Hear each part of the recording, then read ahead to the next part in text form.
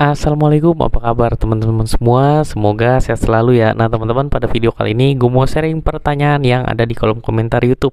Nah jadi ada yang nanya gini teman-teman, izin tanya kakak, bapak saya dulu kencingnya normal, terus masuk rumah ICU, rumah sakit ya, di ICU dipasang selang kateter.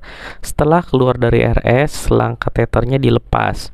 Setiap kencingnya sakit, padahal udah 2 minggu. Tolong solusinya. Oke teman-teman ya. Jadi di sini gue mau sharing ya. Jadi ada pasien dipasang kateter, ya setelah dilepas itu pipisnya sakit terus ya.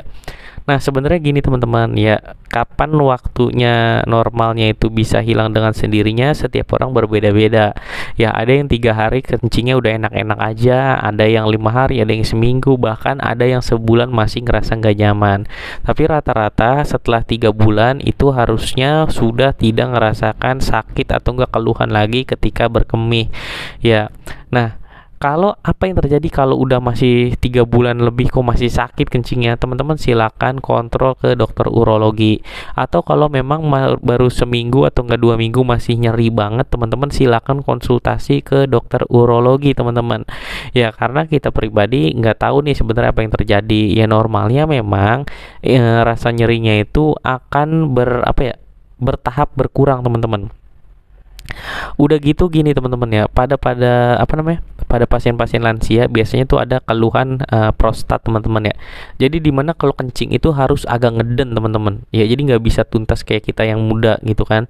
Nah kita juga yang muda juga akan beresiko seperti itu ketika tua ya. Jadi pipisnya kayak mengecil, tempat kandung apa namanya, tempat jalur pipisnya ya, ada prostatnya membesar, terus lubang pipisnya tuh agak ketutup gitu teman-teman. Jadi dia kalau ngencing harus ngeden, karena kalau nggak ngeden dia nggak tuntas ya, cuma tes doang seperti itu.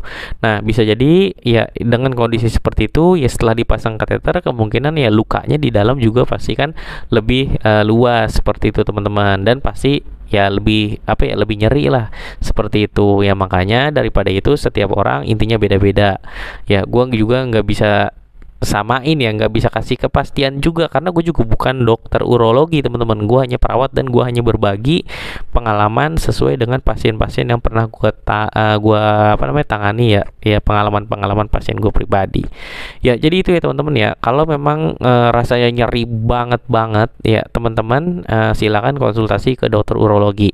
Ataupun bisa jadi nyerinya itu bukan karena dilepas kateter, tapi memang karena ada prostat dan lain-lain ya, itu juga bisa juga karena ISK ya. Jadi habis dilepas kateter ternyata ada infeksi saluran kemih, itu juga bisa mengakibatkan nyeri. Ya mungkin itu aja sih teman-teman video kali dari gua. Sampai ketemu lagi di video selanjutnya. Wassalamualaikum warahmatullahi wabarakatuh.